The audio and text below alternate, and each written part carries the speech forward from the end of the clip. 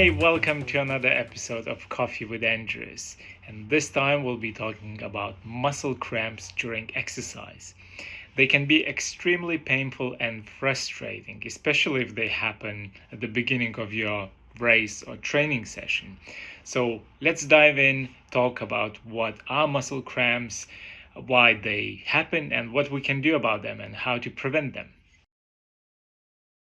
Muscle cramps are spasmatic and painful contractions of skeletal muscle that are usually uncontrolled and happen during physical exercise or after exercise.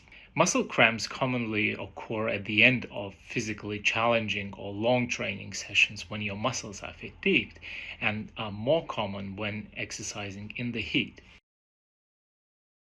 The location and intensity of muscle cramps vary drastically. Some experience only light twitch in the muscle that resolves within seconds, but others experience more widely spread, uncontrolled contractions of muscles that are difficult to resolve, and consequences can be felt for several days. There are two commonly debated theories for muscle cramps. One of them is the disturbance of electrolyte and hydration balance, and second one is changes in neuromuscular control, mainly because of muscle fatigue. Both theories have good arguments. In my opinion, muscle cramps are caused by both of those mechanisms in certain situations, so context is important. So a little thought experiment. Calf muscle cramps can be induced easily at home by doing calf raise exercises for several minutes non-stop. This suggests a neuromuscular control issue. You can probably agree that it's nearly impossible to dehydrate and lose electrolytes in this amount of time. Similarly, you probably noticed that exercising even at low intensity on a hot summer day, the threshold for muscle cramps is much lower, which suggests that dehydration and electrolyte loss may be a culprit for your muscle cramps in those kind of situations. Several electrolytes like sodium and potassium play a key role of transmitting signals through nervous system to muscles to contract.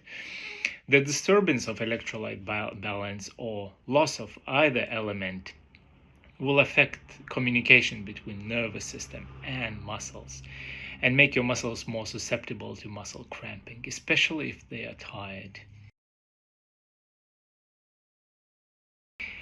There are several studies that show that athletes that lose large amounts of sodium in the sweat during exercise are more prone to developing muscle cramps.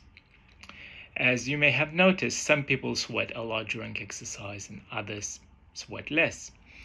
However, the range of sodium loss per liter of sweat is large and can be really individual and depends on the recent diet too. People can lose from 0.5 to 1.6 grams of sodium per liter of sweat. Fortunately, we have a significant amount of sodium storage in our bodies, so we don't have to worry at replacing all sodium losses during exercise. We can leave some of that for our post-exercise meals and drinks. I think it is unreasonable to set a specific target for sodium intake during races, given individual variation in sweat sodium losses, variation in environmental temperatures during races.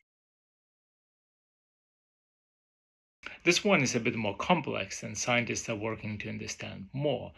But essentially, the main theory is that muscle cramping is caused by sustained abnormal spinal reflex activity, especially when your muscles are fatigued. Motor neurons send signals to your muscles to contract.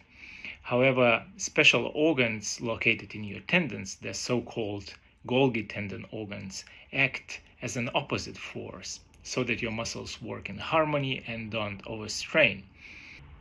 When your muscles are tired, these two systems don't work